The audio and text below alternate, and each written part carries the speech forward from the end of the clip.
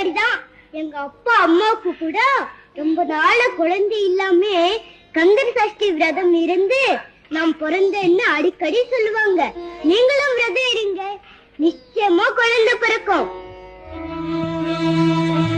ஆமா, சஷ்டி விரதம் இருங்க. ஆமா, வீடு தேடி வந்த நீ யாரப்பா? பாலமுருகன்.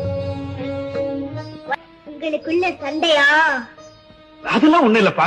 தனக்கு குழந்தை இல்லையேங்கிற ஆத்திரத்துல வள்ளியம்மை இதையெல்லாம் உடைக்க போயிட்டா, நான் தடுத்துட்டேன். தப்பு.